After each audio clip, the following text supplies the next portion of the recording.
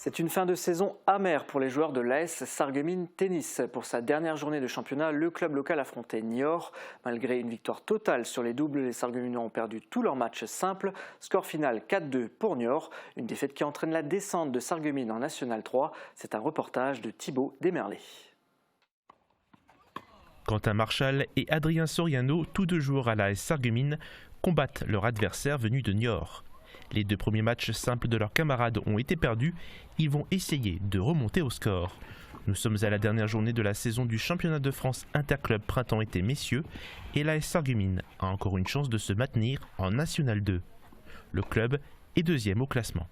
Pour l'instant, on a fait un bon début de championnat parce qu'on a gagné 2 matchs, on a un match nul et une défaite. Logiquement, ça devrait suffire pour le maintien, mais cette année, comme il y a des résultats un peu bizarres au début, ça ne suffit pas. Il faut un deuxième match nul pour se maintenir.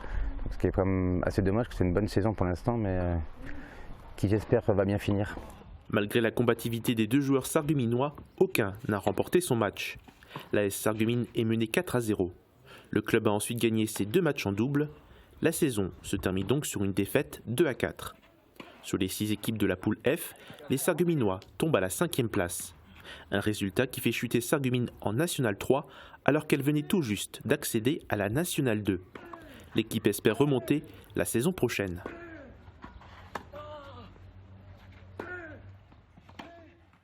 Et l'équipe féminine qui évolue en National 3 a également joué ce week-end un match à l'extérieur face au tennis club de Saint-Priest, concurrent direct pour la montée.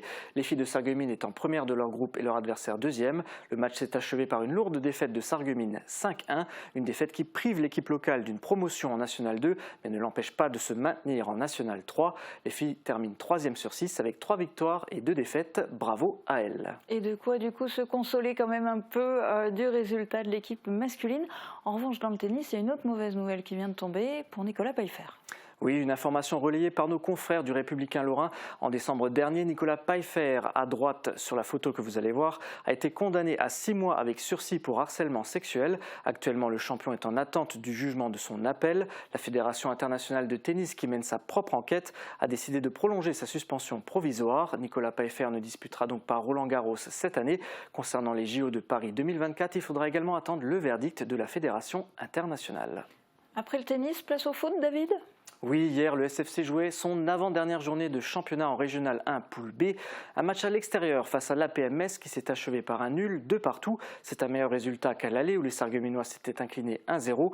Ce match nul ne les prive pas encore du podium, mais la 2e place est désormais hors d'atteinte. On regarde tout de suite le résumé de la rencontre.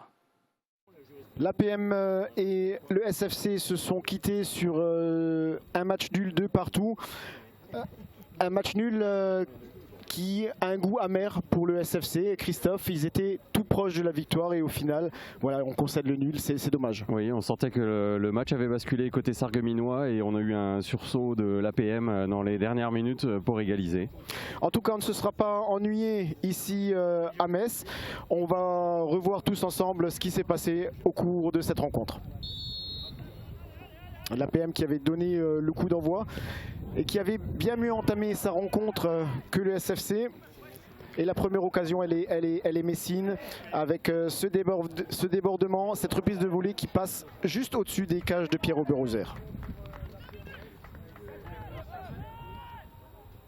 Oui, un début de rencontre sur le chapeau de roue pour l'APM qui prend l'avantage très rapidement. Et c'est Florian Mervelet qui a fait une très belle rencontre qui marque ce premier but. Le SFC a répondu du tac au tac avec l'inévitable Enes Saïn qui prend le meilleur sur son défenseur et qui s'en va battre d'une magnifique frappe croisée David Ali, le 22e but de l'attaquant sarregueminois. Ensuite on a eu l'APM qui a mis la pression sur le SFC Sarrebruck et c'est Paul Maurice qui rate le cadre dans cette fin de première mi-temps. Il y a également de belles choses en seconde période. Sarreguemines avait bien entamé cette seconde période avec notamment ce coup franc d'Enes Saïn hors du cadre. Oui, et puis ensuite, de nouveau, la pression mise par Sarreguemines sur les Messins, mais stérile dans un premier temps. Alors que là on a un bon coup franc qui est coupé au premier poteau par Akiola Chitou, mais qui passe tout juste à côté du cadre de Pierrot Berozer. On a eu très chaud du côté du SFC à ce moment-là. Oui, ensuite Guillaume Crémer qui a tiré les coups francs et qui tire un coup franc qui passe pas loin des cages. Le SFC a appuyé sur l'accélérateur, la bonne récupération d'Evan Serius, le centre en retrait, il trouve Adama Mbaye. Le SFC prend l'avantage. À ce moment-là, on pensait que c'était plié, mais... Oui, mais l'APM a continué à jouer. Et tout le monde était vers l'avant. Et puis c'est à nouveau Guillaume Crémer qui prend l'avantage et qui marque ce deuxième but pour l'APM pour égaliser. Un match nul au goût amer pour le SFC qui était tout proche de la victoire. En tout cas, nous, on ne se sera pas ennuyé, Christophe. Oui, un match avec un résultat somme toute logique et une belle après-midi de football ici à Metz. Nous sommes dans la dernière ligne droite. Ce week-end se jouera la dernière journée. Avant de faire le point sur les résultats et l'état du classement, on écoute l'interview du défenseur Hugo Chenens. C'est Hugo Chenens qui est venu me rejoindre. Hugo, c'est cruel. La victoire tendait les bras aujourd'hui au SFC. Oui. Il a manqué 2 minutes. Il a manqué à rien. On prend un but inutile, un coup franc qu'on peut éviter. Et la PM y a cru et ils ont marqué. Voilà. Alors j'ai envie de dire, au vu de la rencontre, c'est un résultat qui est logique. Les deux équipes ont eu leur temps fort, beaucoup d'occasions d'un côté comme de l'autre. C'est un score qui reflète bien la physionomie de la rencontre. C'est mérité. La PMS allait chercher leurs points, mais ouais, c'est entièrement mérité.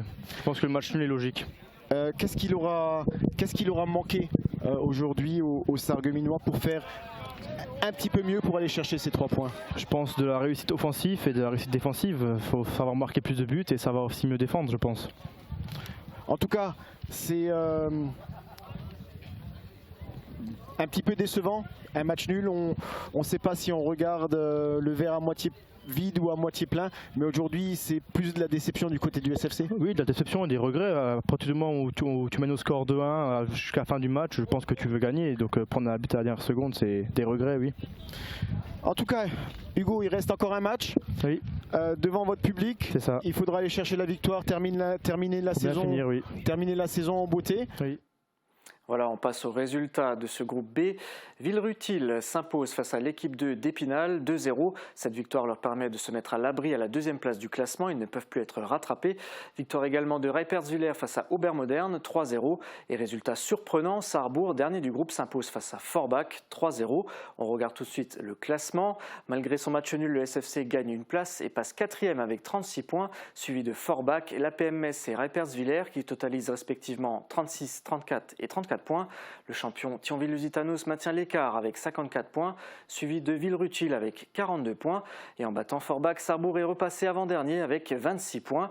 Comme on le voit sur ce classement, le SFC peut encore espérer une 3e place en remportant sa dernière journée, mais cela dépendra du résultat du bassin piénois qui affronte Obermodern ce dimanche. Pour le SFC, la dernière journée est également prévue dimanche après-midi. Ce sera à domicile face à Gandrange, un match perdu 5-0 à l'aller. Si les faïenciers veulent finir 3e, il faudra tout faire pour remporter la victoire. Rendez-vous ce week-end sur Mosaïque Cristal, le match sera retransmis en direct. Et toujours concernant le SFC, focus maintenant sur les U13. Les jeunes U13 qui ont pris la direction de Bastia la semaine dernière pour participer à la Madewis Cup, le plus grand tournoi de foot de France pour les jeunes. Il réunit plus de 12 000 joueurs amateurs de 6 à 13 ans. En phase de groupe, les Sarregueminois ont terminé premiers de leur poule en région Grand Est, ce qui leur a permis de se qualifier à la super finale. 12 équipes réparties en 2 groupes. Face à eux, de grands clubs comme Nantes, Bastia, Saint-Étienne. La super finale se déroule en 2 temps, avec des matchs qualificatifs en phase de poule, puis une phase finale. C'était vendredi et samedi. Pour leur entrée en compétition, l'équipe U13 du SFC a réalisé un sans faute. Avec 3 victoires, 7 buts marqués et 0 encaissés, les faïenciers finiront par s'incliner en demi-finale à la dernière minute face au club professionnel de Saint-Étienne 1-0. Ils prendront ensuite leur revanche en finale de consolante avec une victoire 2-1 face à Boulogne-Billancourt, ce qui leur permet de décrocher la 3e place. Un parcours exceptionnel récompensé par une photo avec Djibril Cissé, ancien attaquant de l'équipe de France. Bravo les jeunes. Et j'en profite pour ajouter que le gardien de l'équipe, Baptiste Jamet, a été retenu au sein du pôle Espoir Football de Nancy dans la promotion 2010 du Grand Est. Bravo à lui également. Et voilà pour ces infos très complètes concernant le SFC. On continue dans le foot, mais cette fois avec l'AES en Régional 2. Pour leur avant-dernier match de la saison, l'AES recevait les Alsaciens du FC Schweighouse-sur-Moder. Malgré plusieurs occasions franches, les Beacherlaner ont manqué d'impact et d'envie lors de cette rencontre et ont fini par s'incliner 2-0.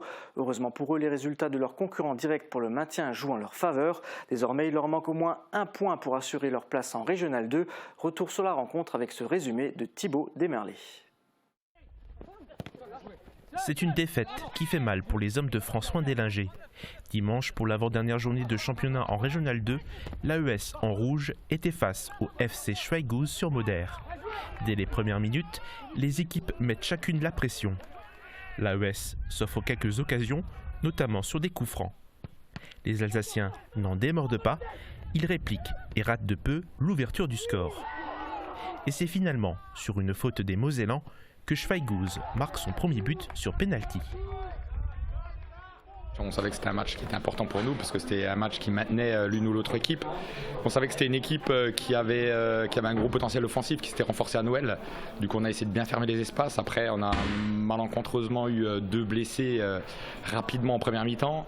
À la deuxième mi-temps, l'AES n'a pas laissé respirer Schweighouse et a repoussé son adversaire dans son camp en se créant de nombreuses occasions. Mais malgré la combativité des hommes de François Deslinger, les Alsaciens ont percé la défense des Mosellans et s'offrent un deuxième but. Résultat du match, 2-0 pour le FC Schweighouse-sur-Moder. Le maintien mathématiquement n'est pas assuré, mais par contre on finit à la 9e place, ça c'est assuré.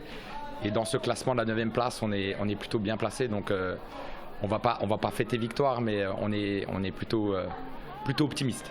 Pour assurer le maintien, l'AES devra décrocher la victoire face à l'ASI Avenir Football à Adamswiller lors de la dernière journée du championnat, le 11 juin prochain.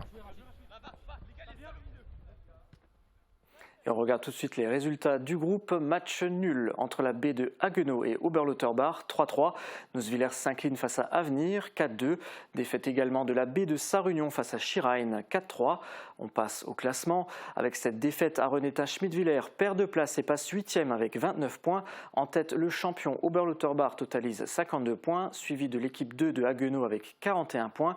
Neuswiller est 5e avec 32 points et la réserve de Sarre-Union 9e avec 27 points. Comme évoqué tout à l'heure, le prochain et dernier match de l'AES aura lieu dimanche à l'extérieur face à Avenir. Un match perdu 3-1 à l'aller, une rencontre qui déterminera le maintien au nom du club en Régional 2. Et oui, un match qui s'annonce difficile mais ô combien important. Bon, en tout cas, voilà pour le foot. On change de discipline, on s'intéresse au tir. Le tir avec le championnat de Lorraine 25 et 50 mètres qui s'est tenu ce week-end à Volmerange-les-Mines. Une compétition individuelle à laquelle 20 tireurs de la 7 de beach se sont qualifiés. Les beachois ont une nouvelle fois raflé les médailles. 7 en or, 8 en argent et 7 de bronze, soit 22 récompenses sur un total de 47 tirs. C'est plus qu'au championnat de Moselle où le club en avait remporté 17. Parmi les premières places, il y a Anthony Veil, 16 ans, qui décroche 3 fois l'or au pistolet 25 mètres, à la vitesse et au pistolet 50 mètres. À la carabine, Gauthier Neufeld confirme sa position sur le plateau lorrain en remportant le 60 balles couché et une autre médaille d'or en équipe avec Nathan Deslinger et Corentin Bouchelet. Carabine toujours, la sœur d'Anthony, Amélie Veil, à gauche sur la photo, remporte également l'or au 3x20. Prochaine étape, les championnats de France à Châteauroux en juillet. Les athlètes beachois attendent de connaître les quotas pour savoir s'ils sont sélectionnés ou non.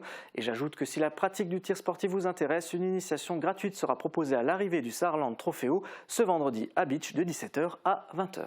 Et une belle occasion de découvrir cette discipline, tout comme tu avais pu le faire d'ailleurs à l'occasion de cette émission, n'est-ce pas ? Exactement. Alors après le tir, on s'intéresse maintenant au billard. Et plus particulièrement au billard français, la carambole. L'équipe 1 du cercle de billard de Sarreguemines s'est maintenue au plus haut niveau du championnat de Sarre par équipe, un championnat où les joueurs s'affrontent sur les 4 modes de jeu existants. Samedi, c'était l'avant-dernière journée. Les Sarregueminois ont accueilli l'équipe 2 de Ferbach à domicile, une rencontre qui s'est achevée par un nul 4-4. Explication dans ce reportage de Thibaut Desmerlet. C'est une discipline qui demande de la précision. Pour la 17e journée du championnat de Sarre de carambole par équipe, l'équipe 1 de Sarreguemines a accueilli l'équipe 2 de Ferbach dans ses locaux. Elles évoluent toutes les deux au plus haut niveau de la compétition, en Oberliga Vierkampf. Lors du match, les 4 joueurs d'une équipe jouent chacun un des 4 modes de jeu de la carambole. En partie libre, il faut toucher les 2 autres billes avec la sienne en un coup. Les autres modes rajoutent des conditions supplémentaires, le 1 bande, le 3 bandes et le cadre. Pour le une bande, il faut toucher une bande du billard en plus des 2 autres billes en un coup. Le cercle de billard de Sarreguemines est satisfait de ses résultats pour cette saison. Alors en Allemagne, c'est un peu mitigé, mais du côté français, on a tous fait une excellente saison. L'Allemagne, on termine l'équipe première en milieu de tableau, et puis la 2, elle survit, voilà. Elle continuera l'année prochaine, et nous aussi. La journée s'est finie sur un match nul, 4-4. L'équipe 1 de Sarreguemines est maintenant 5e du classement et l'équipe 2 de Ferbach juste derrière. Il reste une dernière journée avant la fin du championnat. Elle sera face à Elversberg. Et après le billard, place aux échecs. C'est la première fois que le cercle d'échecs de Sarreguemines accueille la finale du championnat de Moselle jeune par équipe. Une quarantaine de participants venus de tout le département se sont affrontés au foyer culturel. Les équipes étaient réparties en 3 poules selon leur classement, haute, moyenne et basse. Seules celles de la poule haute ont pu prétendre au titre de vice-championne ou championne de Moselle. Les jeunes joueurs sarregueminois ont eux terminé premiers de la poule moyenne. Un reportage également de Thibaut Desmerlet. 20 minutes top chrono. C'est le temps dont ces joueurs disposent pour faire échec et mat. Dans la salle du foyer culturel de Sarreguemines, 10 équipes de 7 clubs différents s'affrontent lors de la finale du championnat Moselle jeune par équipe. L'événement est organisé par le comité Moselle d'échecs et le cercle d'échecs de Sarreguemines l'accueille pour la toute première fois. Seuls les joueurs classés à moins de 1300 points Elo peuvent y participer. Nos jeunes ont joué déjà 5 rondes sur la saison entre novembre et avril. Et aujourd'hui, donc pour le club de Sarreguemines, il n'y a pas d'objectif en termes de champion puisque nous sommes dans le groupe moyen. Mais l'objectif pour nos jeunes, c'est de finir premier de leur groupe. Selon leur classement, les équipes ont été réparties dans 3 poules différentes pour la finale, haute, moyenne et basse. Seules celles qui ont réussi à aller dans la poule haute peuvent prétendre au titre. Chaque joueur doit effectuer 3 matchs. L'équipe de Sarreguemines a terminé vice-championne de Moselle l'année dernière. Cette année, elle a fini première de la poule moyenne. Ce sont les joueurs forbachois qui décrochent le titre de champion de Moselle. L'équipe de Garches-Köcking est devenue vice-championne. Et après cette gymnastique intellectuelle, place à un autre type de gymnastique avec l'Asso Gym Sarreguemines. On parle de gym artistique féminine. Ce week-end s'est tenu à Lyon le championnat de France par équipe Performance Nationale A. Sarreguemines s'est qualifié avec une équipe en Nationale A6 catégorie 12 ans et plus. L'équipe locale a décroché la 8e place. Pour une première année à ce niveau, le résultat est prometteur. Bravo les filles. Le championnat de France Nationale B se tiendra lui les 24 et 25 juin à Châlons en Champagne. Et merci à toi David parce qu'on ne peut pas aller filmer aussi loin ces compétitions, mais tu scrutes toujours les résultats, tu nous les donnes. Tu viens de le faire pour la gym, tu vas le faire aussi pour le twirling, je suppose. Oui Julia, le Twirling Club de Vousvillers qui participait à la finale du championnat de France en National 2. C'était ce week-end à Gien dans le Loiret. 6 athlètes du club local étaient qualifiés. 2 duos cadets qui faisaient donc partie des 8 meilleurs duos de France en N2. C'est déjà une performance. À cette finale, les filles ont terminé 5e et 7e. Du côté du duo senior, Agathe Brucker et Chloé Schneider ont terminé 6e. Elles étaient les seules représentantes du Grand Est à cette finale nationale. Ce week-end, la compétition se poursuit avec la finale de National 1 où seule Agathe défendra les couleurs du club. Et dans 15 jours, en finale de National 3, le club s'est également qualifié avec Maëline Dalem en solo, cadet et 2 duos en catégorie cadet et junior. Toutes ces qualifications sont déjà une victoire pour le club qui n'a jamais eu autant d'athlètes sélectionnés dans ces 3 filières. Et compétition nationale également pour le karaté-do Sarralbe. Oui, ce week-end, le karaté-do Sarralbe disputait la Coupe de France de karaté zone nord à Châlons en Champagne. L'occasion pour les karatékas locaux de récolter de nouvelles médailles. C'est le cas de Julien Troclé et Loane Prégler qui remportent tous deux la médaille de bronze de leur catégorie. Cadet moins de 70 kg pour Julien et junior moins de 66 kg pour Loane. Bravo à eux. Alors voilà pour l'actualité sportive et les derniers résultats. Mais il y a encore une autre info que tu voulais nous donner. Oui, rapidement, pour les amateurs de volley, ce dimanche, le club de Sarreguemines accueille sous son toit plusieurs finales de compétition. La finale du challenge féminin Alphonse Hoff qui voit l'équipe de Sarralbe affronter la 2 de Hayange. La finale des championnats départementaux qui oppose le champion de Moselle-Est à celui de Moselle-Ouest, autrement dit Sarreguemines contre Briey. Et la finale du challenge départemental de Moselle où Sarreguemines s'est incliné en quart de finale face à l'équipe élite de Mézières-les-Messes. Mézières qui affronte donc Yutz Thionville en finale, une équipe de N3. Tous ces matchs sont ouverts au public et auront lieu au gymnase gymnase Jean Jaurès de Sarreguemines avec une petite restauration sur place. Voilà, le rendez-vous est pris. Mon petit doigt me dit que maintenant c'est à ton tour de transpirer et tu nous avais annoncé, me semble-t-il, de la danse moderne. Moi j'ai hâte de voir les images. Ça vient Julia, encore un tout petit peu de patience, chose promise, chose due.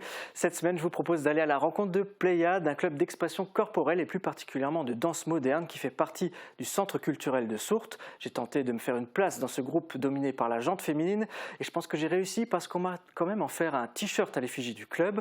Comme danseur je n'étais pas un cadeau, mais les animatrices ont fait preuve d'une grande patience pour m'apprendre leurs pas. Pour des questions de droit de diffusion, nous n'avons pas laissé les musiques originales utilisées pour les chorégraphies. Si vous voulez entendre les vrais morceaux, il faudra aller voir Pléiade en spectacle le samedi 17 juin prochain à Sourtes. Allez, assez parlé, je vous laisse découvrir tout ça en images. Vous avez vu, j'ai même un t-shirt à mon nom. Aujourd'hui, on va faire de la danse. David, ça va pas, hein. Bah pourquoi? C'est pas ça la danse moderne jazz. Regarde, je te montre. Tu fais ça et tu tournes.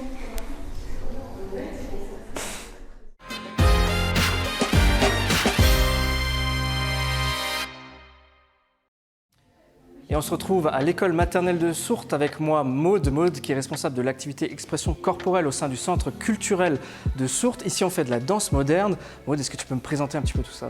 Alors, Pléiade, c'est du coup l'activité de danse du centre culturel qui a été créée il y a une trentaine d'années par Juliette Sguel, qui elle a pris sa retraite de l'activité il y a à peu près 12 ans, laissant le flambeau à des animatrices plus jeunes.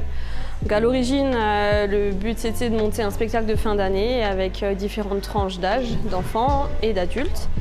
Et puis il y a une vingtaine d'années, Juliette a décidé de se lancer dans les concours et aujourd'hui encore, on a un spectacle, concours avec des groupes de différents niveaux d'âge. Donc là on parle de danse amateur, mais dis-moi, qu'est-ce qu'on entend par danse moderne? Danse moderne, je pense qu'on est un peu plus libre sur ce qu'on fait, sur les mouvements qu'on fait, beaucoup moins codés, moins stricts que ce qu'on peut voir dans la danse classique par exemple, ou dans les danses de salon, ou voilà, un peu plus de liberté d'expression. On voit beaucoup de filles là, derrière nous, vous êtes combien au club? Alors on est environ 70 danseurs, on a quand même 2 garçons. Et quelle tranche d'âge à peu près? De 3 à 31 ans. Et toi, ça fait combien de temps que tu es ici? Alors moi j'ai commencé à danser quand j'avais 3 ans et ça fait 15 ans que je suis animatrice. Non-stop? Non-stop, enfin sauf Covid. Écoute, moi j'ai découvert un petit peu l'activité, qu'est-ce qu'il faut que j'aille voir? Alors je te propose d'aller voir Laura qui t'attend pour te donner un petit cours de danse. On y va? On y va.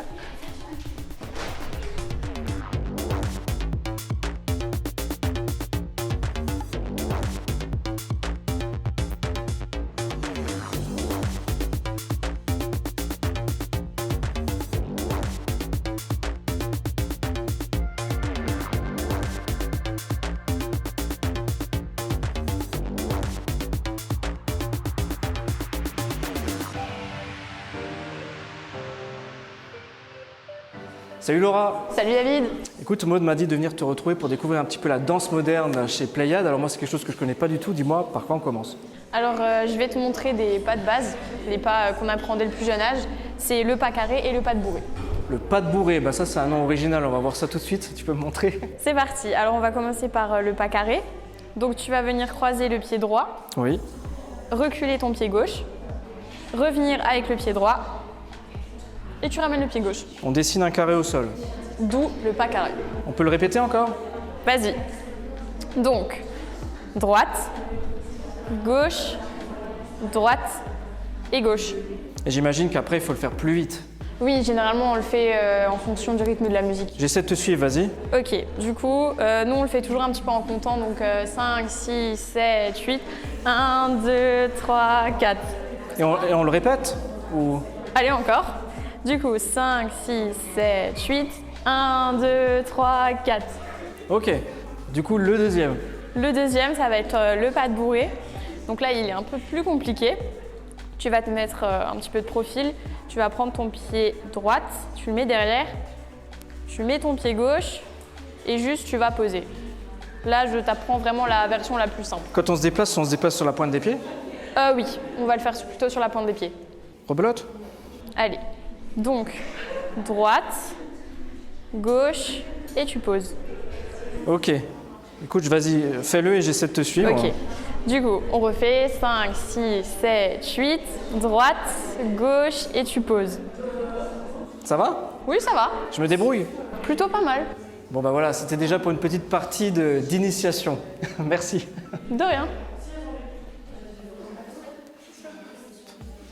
Bon bah, je crois que même quand j'étais bourré, j'ai jamais fait ce pas-là, il me dit rien du tout. D'ailleurs, je rappelle que l'alcool est dangereux pour la santé à consommer avec la modération.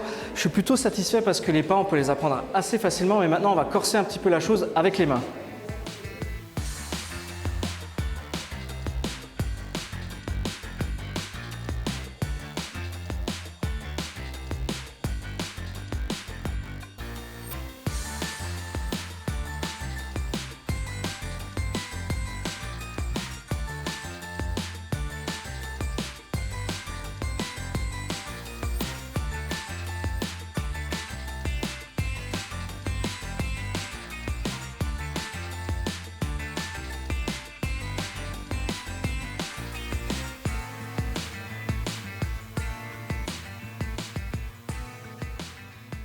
Bon bah finalement, je trouve qu'apprendre les pas, ça va, c'est relativement accessible, mais être synchro avec les mains, c'est déjà plus difficile. En tout cas, j'imagine que la danse moderne, ça reste quand même technique, il faut de l'entraînement non, pour arriver à un résultat. Il faut quand même beaucoup d'entraînement, c'est pour ça qu'on commence dès le plus jeune âge à apprendre aux plus jeunes les pas de base, donc comme je t'ai appris là. Mais c'est vrai que principalement, on va se caler sur le rythme de la musique.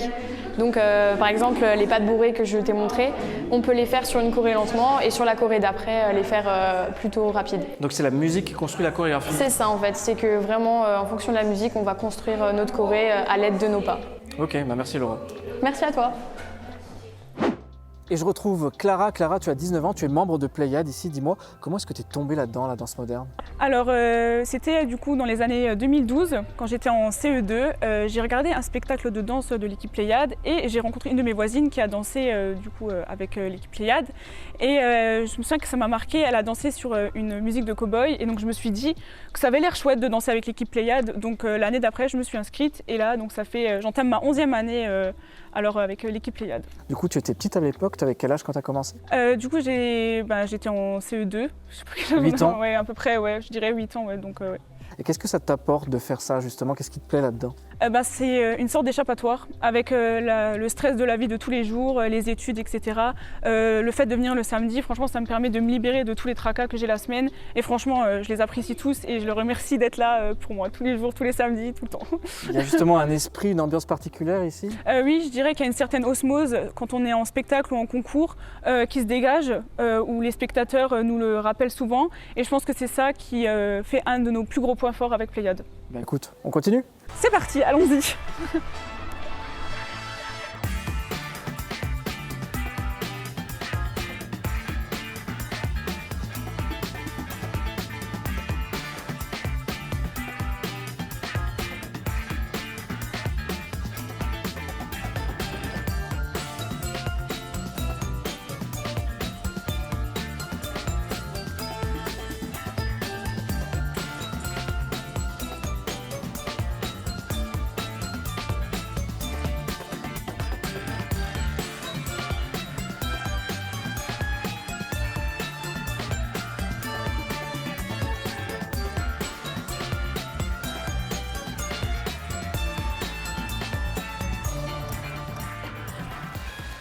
Serpent, ballon, saut, tournée, honnêtement, il y a beaucoup de choses à retenir.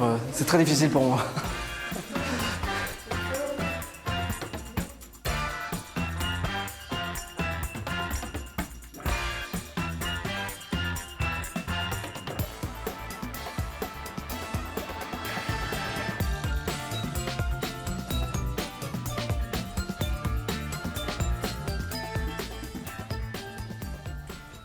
Je crois que ce que je vais retenir aujourd'hui de mon expérience, c'est le carré. Un sport en tout cas qui demande de la concentration, de l'élégance et de la persévérance. Si ça vous intéresse, vous pouvez retrouver l'association Pléiade ici tous les samedis de 14h à 18h à Sourtes. Merci encore de nous avoir suivis et on termine avec Pléiade.